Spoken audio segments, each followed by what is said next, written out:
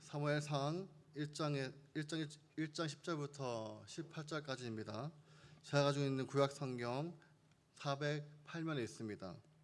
사무엘상 1장 10절에서 18절입니다.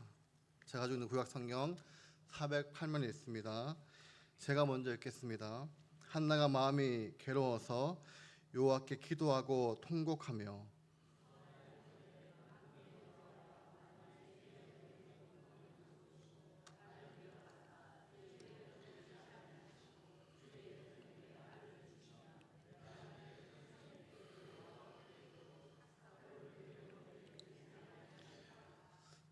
그가 여호와 앞에 오래 기도하는 동안에 엘리가 그의 입을 주목한즉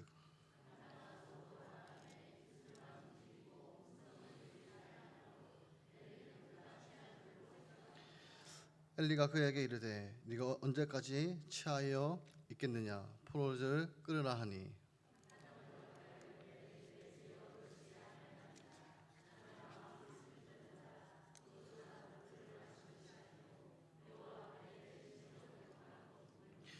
당신의 요정을 악한 여자로 여기지 마옵소서. 내가 지금까지 말한 것은 나의 온통함과 격분됨이 많기 때문이다 하는지라.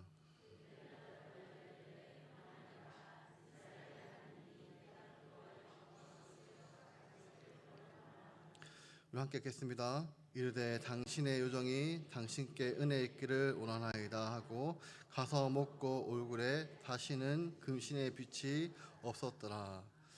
아멘. 사랑하는 성도 여러분, 하나님은 때론 가장 조용한 자리에서 새로운 시대를 여십니다. 세상은 왕궁에서 역사가 시작된다고 생각하고 강한 사람들의 결정으로 시대가 바뀐다라고 믿습니다. 그러나 성경은 다르게 말씀하고 있습니다. 하나님은 한 여인의 눈물 속에서, 한 사람의 기도 속에서, 아무도 주목하지 않는 성소의 한 구석에서 새 시대를 잉태하게 하십니다. 사무엘상 1장의 한나가 바로 그런 사람입니다. 당시 한나는 깊은 고통 중에 있었습니다. 자녀가 없었기 때문입니다. 고대 이스라엘 사회에서 자녀가 없다는 것은 개인적인 슬픔을 넘어 사회적 수치로 여겨졌습니다. 더구나 불인나는 한나를 끊임없이 격분하게 했습니다. 한나는 남편에게 사랑받는 여인이었지만 아이가 없다는 아픔 때문에 마음이 송두리째 무너져 버렸습니다. 그런데 한나는 그 아픔을 어디로 가져가냐면 사람에게 분노로 쏟아내지 않습니다.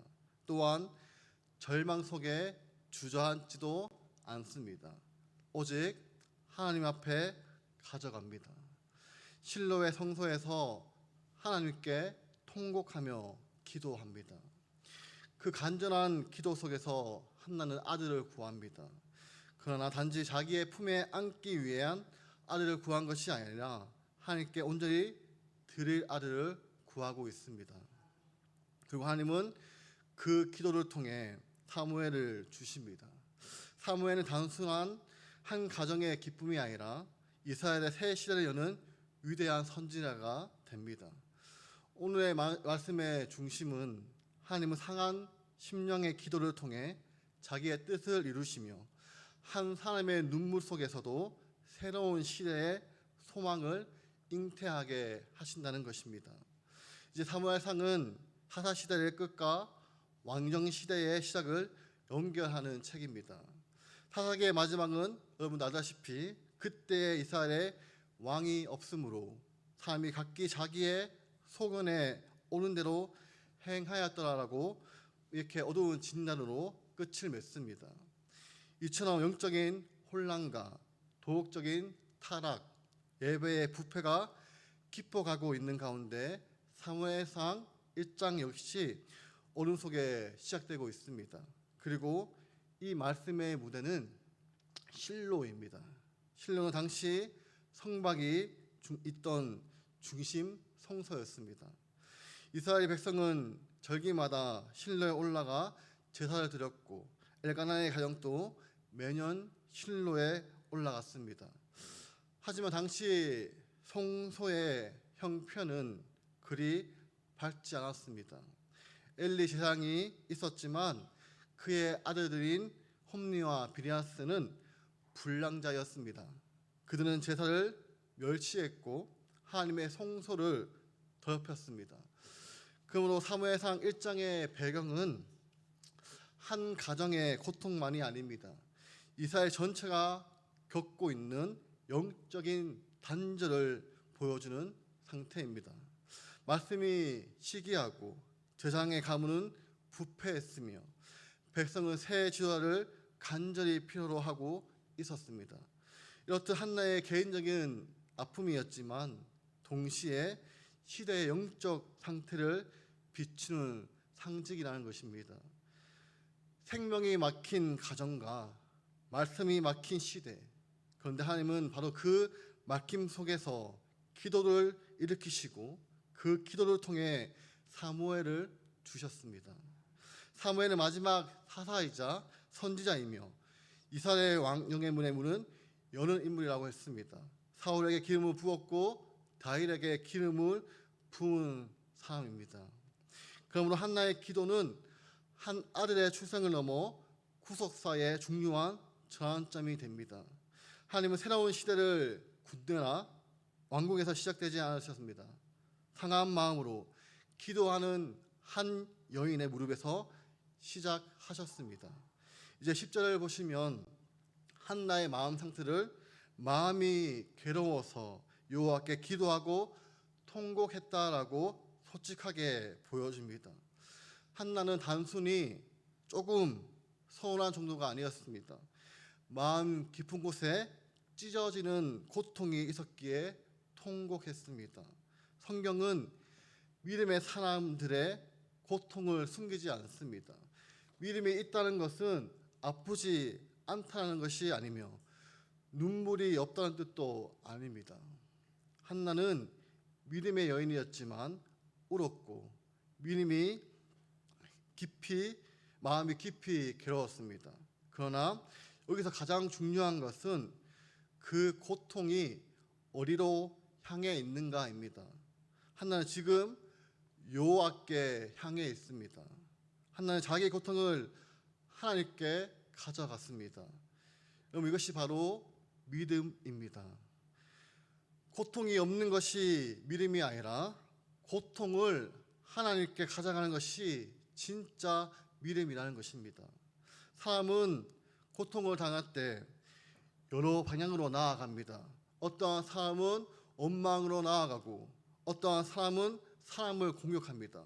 어떠한 사람은 자기 안에 갇히며 어떠한 사람은 포기해 버립니다. 그러나 한나는 오직 하나님께 나아갔습니다. 기도는 고통을 부정한 것이 아니라 하나님 앞에 정직하게 펼쳐놓는 것입니다. 한나는 자기의 마음의 괴로움을 숨기지 않고 정직하게 울었습니다. 사랑하는 성도 여러분, 이것이 기도의 시작입니다. 기도는 정도는 말에서 시작되지 않습니다. 때로는 통곡에서 시작됩니다.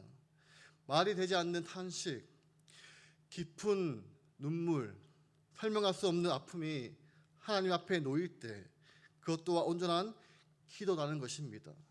하나님은 상한 심령을 결코 멸시하지 않으십니다.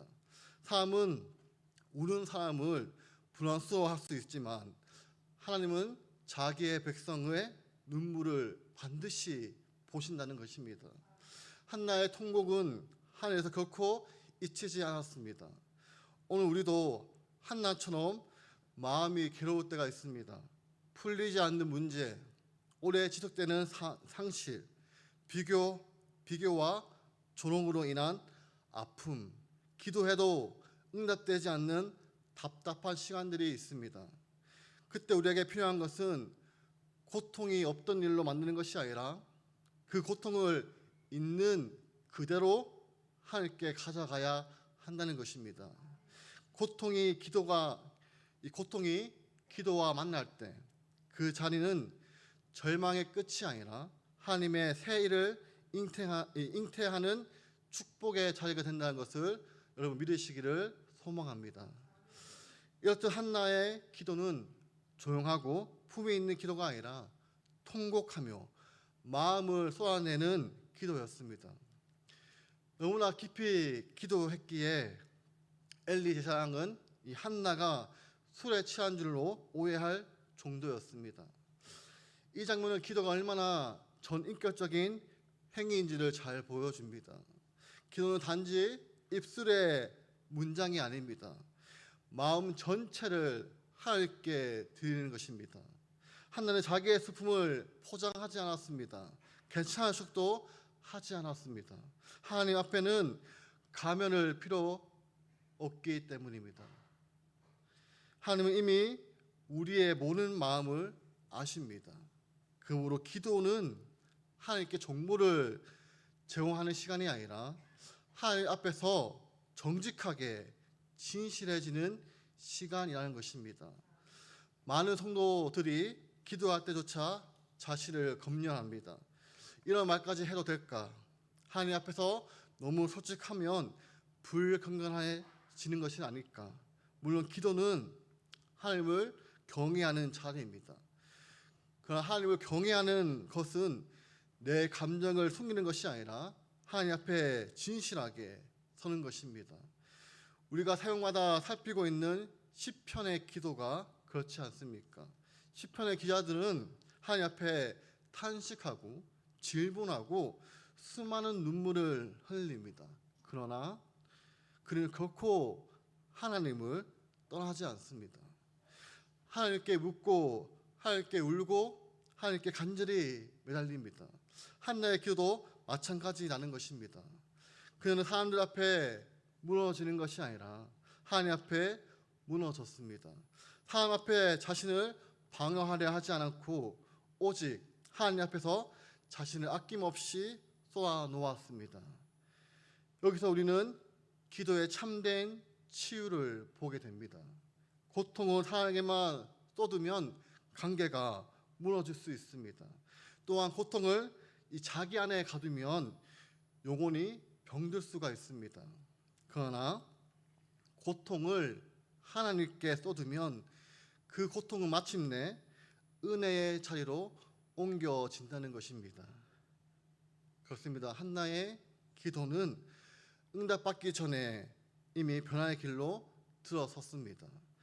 왜냐하면 그녀가 자기 고통을 하나님께 온전히 맡기기 시작했기 때문입니다.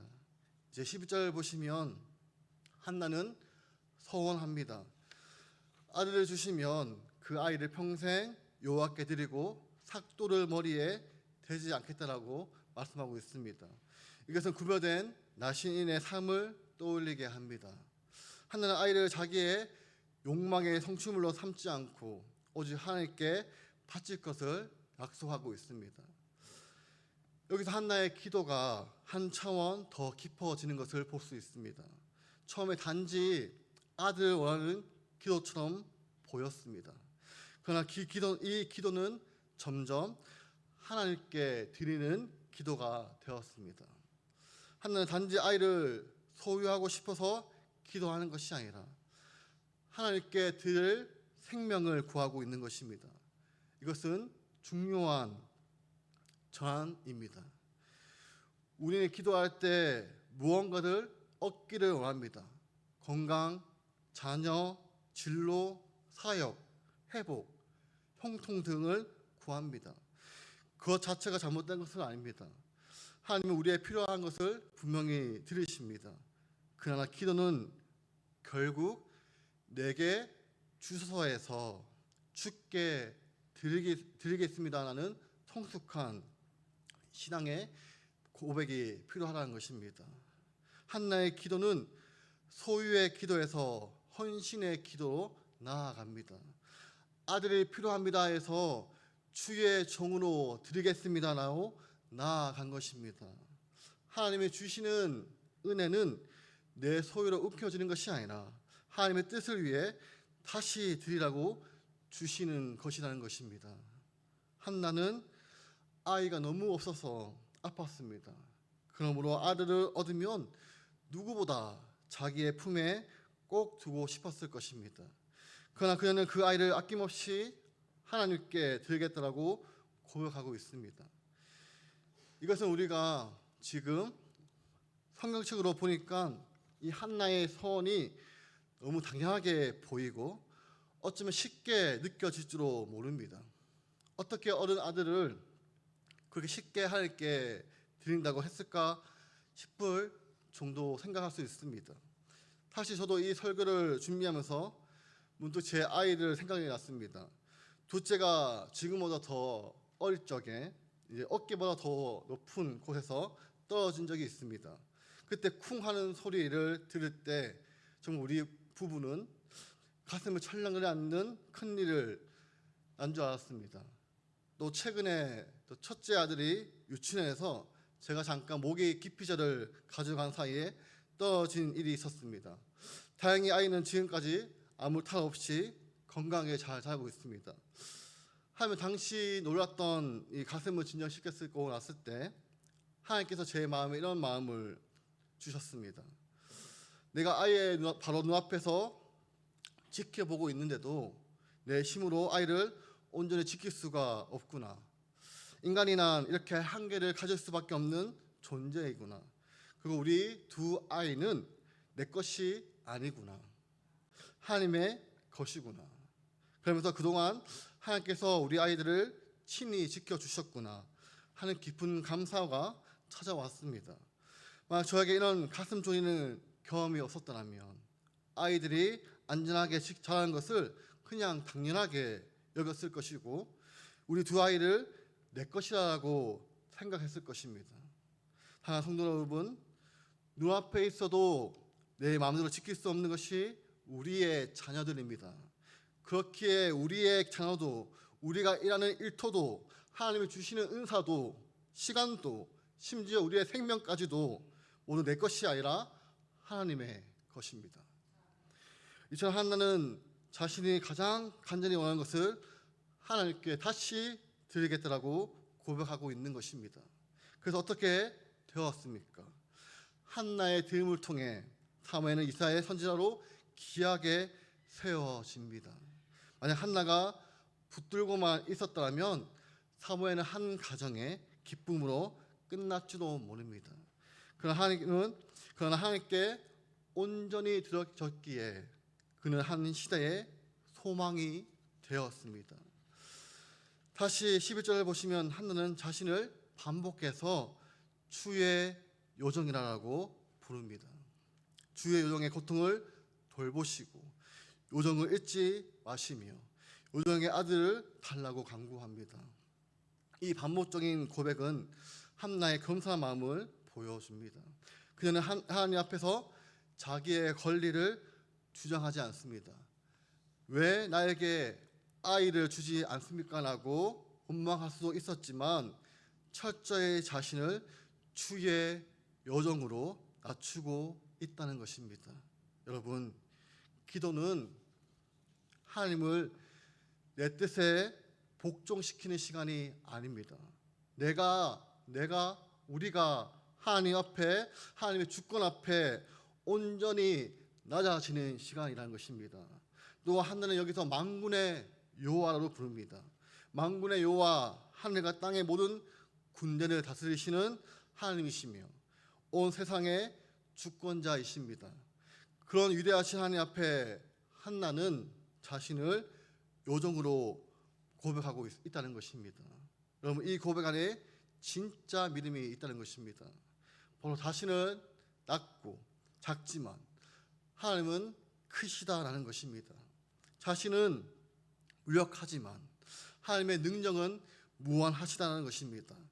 성경에서 하나님이 기억하신다는 것은 언약적 긍휼로 돌보신다는 뜻이라고 말씀을 드린 적이 있습니다. 한나는 자기의 고통을 하나님께서 긍휼로 보아 주시기를 구하고 있습니다. 이처럼 참된 기도는 겸손합니다. 그러나 그 겸손을 걷고 비굴함이 아닙니다. 하나님을 크게 믿기 때문에 자신을 낮추는 것입니다. 만군의 여호와를 알기 때문에 낮고 천한 여정의 기도도 하나님께 닿을 수 있음을 온전히 믿는 것입니다. 하나님은 교만한 자를 물리치시고 겸손한 자에게 은혜를 주신다라고 말씀하셨습니다. 이처럼 한나의 기도는 하나님 앞에 철저히 나아졌지만 하나님에 대한 기대만큼 아주 컸습니다. 이제 12절부터 14절을 보시면 한나가 여호와 앞에 오래 기도할 때 이 엘리 제사장은 한나의 입술만 움직이고 소리가 나지 않는 것을 보고 술에 크게 취한 줄로 오해했습니다. 심지어 언제까지 취했겠냐면 포도주를 끓여라고 책망까지 했습니다. 이 장면은 당시의 어려운 영적 상태를 그대로 보여줍니다. 제사장이 성도의 깊은 기도를 술 취함으로 오해할 만큼 영적 민감함이 완전히 무너져 버렸기 때문입니다. 말씀은 이렇듯 한나의 간절함과 엘리의 둔감함을 명확히 비교하고 있습니다. 그리고 기도하는 사람도 얼마든지 오해받을 수가 있다는 것입니다. 내 진심이 왜곡될 수가 있습니다. 눈물이 약함으로 보이고 간절함이 이상함으로 보일 수도 있습니다. 하지만 여기서 우리는 중요한 영적 교훈을 얻게 됩니다. 바로 하나는 이런 상황 속에서도 기도를 결코 멈추지 않았다는 것입니다. 지금 한나가 요 앞에 기도했다는 사실이 중요했다는 것입니다. 사람의 평가보다 하나님의 앞이 훨씬 더 중요하다는 것입니다. 엘리는 오해했지만 하나님은 한나의 마음을 모두 아셨습니다. 우리도 신앙생활을 하다 보면 사람들의 오해를 받을 때가 있습니다. 진심으로 헌신해도 오해받고 간절히 기도해도 이해받지 못하며 믿음의 선택을 해도 이상하게 보일 수도 있다는 것입니다. 이때 가장 중요한 것은 내가 과연 누구 앞에 서 있는가입니다. 사람 앞에 인정받으려고 하면은 작은 오해도 우리는 무너지고 말 것입니다.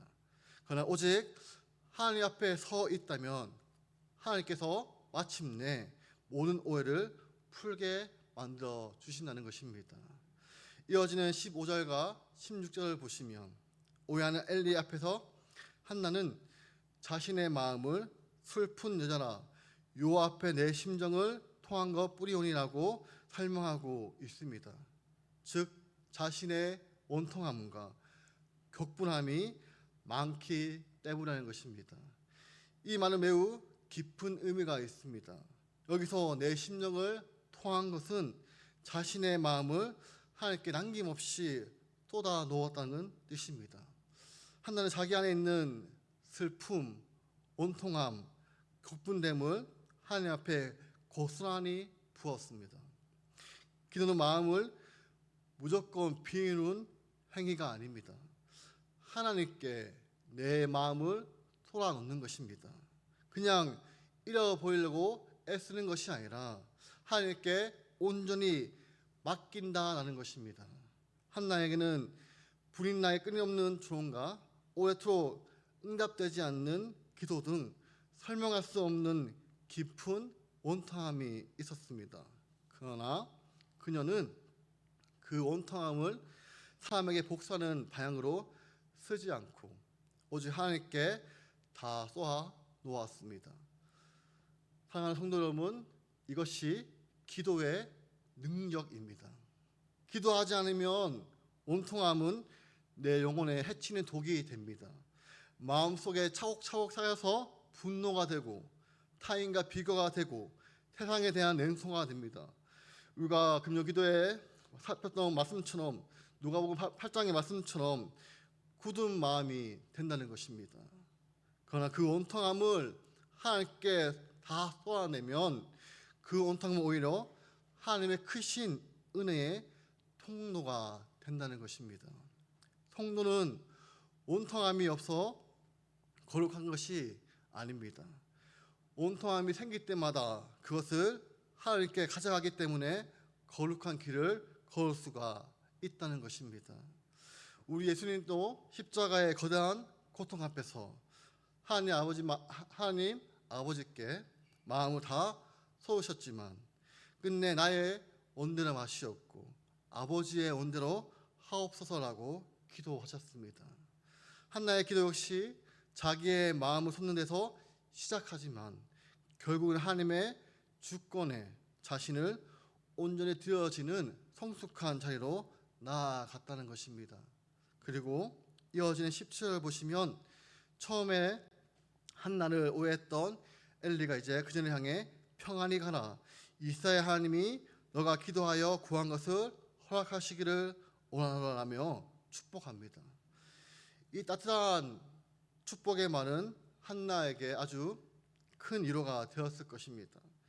그래서 하나님 앞에 모든 것을 쏘아놓은 후에 주어진 하나님의 말씀의 위로라는 것입니다. 기도는 상황을 바뀌기 전에 우리의 마음을 먼저 변화시킵니다. 아직 한나는 아이를 잉태하지 못했습니다. 현실은 조금도 변하지 않았습니다. 그러나 하나님의 위로의 말씀을 들은 후 그녀는 놀라운 평안을 얻게 되었습니다. 하나님의 말씀은 기도하는 영혼을 든든하게 합니다. 기도는 내 마음의 말을 하나님 앞에 드리는 것이고, 말씀은 하나님의 뜻과 위로가 내 삶에 임하는 것입니다. 그러므로 기도하고 말씀을 붙드는 이는 항상 함께 가야 합니다. 한나가는 자기의 온통함을 하나님께 다 쏘았습니다. 그리고 이제 평안히 가라는 말씀을 들었습니다. 그 평안은 모든 문제가 해결되기 이전에 먼저 주어진 평안이라는 것입니다. 상황이 바뀌어서 평안한 것이 아니라 온전히 하나님께 맡겼기 때문에 평안해졌다는 것입니다. 오늘 우리에게도 이런 은혜가 절실히 필요합니다.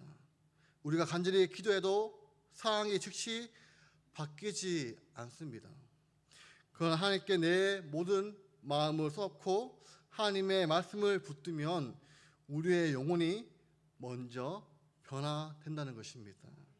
불안이 평안으로, 원통함이 맡김으로, 절망이 소망으로 바뀌게 된다는 것입니다. 사랑하는 성도 여러분, 참된 평안은 문제가 내 눈앞에서 사라지는 데서만 오는 것이 아니라 전능하신 하나님께서 내 기도를 듣고 계신다는 확신한 믿음에서 오게 된다는 것을 누리시기를 소망합니다.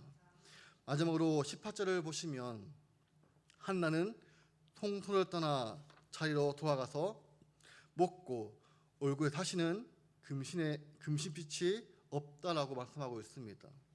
참으로 놀라운 변화입니다.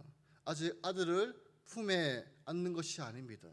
아직 응답이 눈앞에 보이도록 나타나지도 않았습니다. 현실은 어제와 똑같지만 이 한나의 얼굴은 완전히 달라졌다는 것입니다. 여러분, 왜 그렇습니까? 하나님께 완벽하게 맡겼기 때문입니다. 기도 가운데 자기의 모든 고통을 하나님께 다 쏟아 부었고 말씀의 위로를 받았으며 이제 그 모든 결과를 하나님께 온전히 맡겼기 때문이라는 것입니다. 이처럼 기도는 현실을 즉시 바뀌기 전에 기도하는 사람의 내면을 먼저 바꾸어 준다는 것입니다. 한나의 얼굴에는 근신의 빛이 말끔히 사라진 것은 단순한 감정의 변화가 아니라 믿음의 변화라는 것입니다. 그는 이제 자기의 문제를 혼자 짊어지는 것이 않고 하나님께 다 맡겼습니다. 여러분, 이것이 기도의 열매라는 것입니다. 기도하는 사람은 비로소 음식을 먹을 수 있습니다. 낙심의 자리에서 일어설 수 있고 오글의 빛이 달라질 수 있습니다. 상황은 그대로여도 마음의 주인이 바뀌었기 때문에 근심과 염려의 주인이 노릇하던 마음에 만군의 여호와 하나님이 다시 참된 주인으로 우뚝 서 계시기 때문이라는 것입니다. 우리는 종종 기도의 응답을 눈으로 받아야만 비로소 평안함을 얻을 수 있다고 생각합니다. 그러나 성경은 진실하게 기도하는 사람에게 응답 이전에 참된 평안을 이미 임한다는 것을 지금 똑똑히 보여주고 있다는 것입니다. 하나님께 모든 것을 맡긴 사람은 결과가 오기 전에 다시 살아납니다. 한나의 기도는 결국 사무엘의 출생에 하는 기적적인 응답으로 이어집니다. 그러나 18절의 말씀은 그 이전에 한나가 이미 영적으로 변화되었음을 보여주고 있다는 것입니다. 새로운 시대에 먼저 한나의 태에서 잉태된 것이 아니라 하나님을 향한 한나의 뜨거운 기도 속에서 이미 잉태되어졌다는 것입니다. 사랑하는 성도 여러분, 한나의 이야기는 한 여인이 아들을 얻는 이야기만이 아닙니다. 이것은 하나님께서 어두운 시대 이 가운데 기도를 통해 새로운 소망을 잉태하게 하신 이야기이라는 것입니다. 사사시대는 어두웠습니다. 성소는 부패가 가고 있었고 말씀은 점점 희미해지는 시대였습니다. 이스라엘은 새로운 영적 지도자가 필요했습니다. 그런데 하나님은 왕궁이 아니라 한 여인의 눈물의 기도에서 시작하셨습니다. 한나의 통곡, 한나의 소원, 한나의 드림을 통해 사무엘을 준비하셨습니다. 그러므로 우리의 기도를 작게 여기지 마시기를 바랍니다. 눈물의 기도를 부끄러워하지 마시기를 바랍니다. 마음이 겨운 날 하나님께 나아가시기를 바랍니다. 원통함과 격분됨을 하나님 앞에 쏟으시기를 바랍니다. 그리고 하나님이 주시는 평안을 붙들기시기를 바랍니다. 하나님은 기도하는 한 사람을 통해서 새 시대를 여실 수가 있습니다. 한 가정의 눈물을 통해 교회의 소망을 준비할 수 있으며 한 사람의 무릎을 통해 다음 세대의 말씀의 사역자를 세우실 수가 있다는 것입니다. 그리고 우리는 한나의 아들 사무엘을 넘어 참된 소망의 신 예수 그리스도를 바라보셔야 합니다. 사무엘은 이스라엘 말씀의 시대를 열었지만 예수님은 말씀이 육신되어 오신 분이십니다. 사무엘은 왕에게 기름을 부었지만 예수님은 참된 왕으로 오셨습니다. 한나의 기도는 사무엘에 나왔지만 하나님의 영원한 뜻은 예수 그리스도 안에서 완성되었습니다. 그러므로 사랑하는 성도 여러분, 기도하십시오. 고통을 품고만 있지 마시고 하나님께 가져가십시오. 소유했던 기도에서 드리는 기도로 나아가십시오. 응답 오기 전에 하나님께 맡긴 평안을 누리십시오.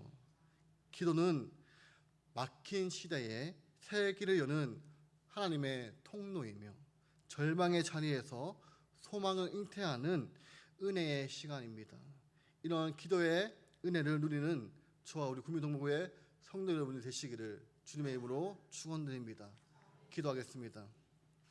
사랑과 은혜가 풍성하신 하나님 아버지, 오늘 한나의 기도를 통해 우리에게 소망의 길을 보여주심에 감사드립니다. 때는 우리의 삶과 이 시대가 막막하고 어두워 보일지라도 상한 심령으로 드리는 한 사람의 기도를 통해 새 일을 시작하시는 하나님을 바라보게 해주셔서 너무나 감사드립니다. 우리의 눈물과 원통함을 하나님 앞에 정직히 쏟아놓게 하시고 소유하려는 기도를 넘어 온전히 맡기고 드리는 믿음의 기도로 나아가게 하여 주시옵소서. 특별히 우리 구미동부교회 다음 세대를 위해 기도합니다. 오늘 우리 청성부 학생들이 비한 트립을 은혜 가운데 안전하게 마치고 돌아오게 하심을 감사드립니다. 선교 중에 품었던 비전과 은혜의 조각들이 우리 청성부 친구들의 삶 속에서 귀한 믿음의 씨앗으로 뿌리내게 하여 주옵시며 다가오는 8월에는 청소년부 수련회와 청소년부 수련회가 기다리고 있습니다. 거룩한 계절 주님의 보좌 앞으로 나아가는 우리 다음 세대와 청년들 위해 성령의 단미를 부어주셔서 한나가 기도 가운데 하나님을 만나고 새 시대를 잉태했던 것처럼 우리 자녀들도 하나님을 인격적으로 만나고 영적으로 일어나는 복된 시간이 되게 하여 주시옵소서. 준비하는 모든 사역자들과 교사들에게 지혜와 체력을 더하여 주시고 성도들의 기도로 온 교회가 한 마음을 되어 다음 세대를 세워가는 은혜가 되게 하여 주시옵소서. 모든 것을 하나님께 의탁하며 참된 소망의 신 예수 그리스도의 이름으로 기도드립니다. 아멘. 이제는 우리 주 예수 그리스도의 은혜와 하나님의 사랑하심과 성령님의 교통하심이 통곡하는 한나의 기도를 들으시고 마음의 무거운 짐을 주 앞에 내려놓고 심정을 토로하며 기도하는 모든 성도들과 주일학교 위에 이제부터 영원토록 함께 있을지어다.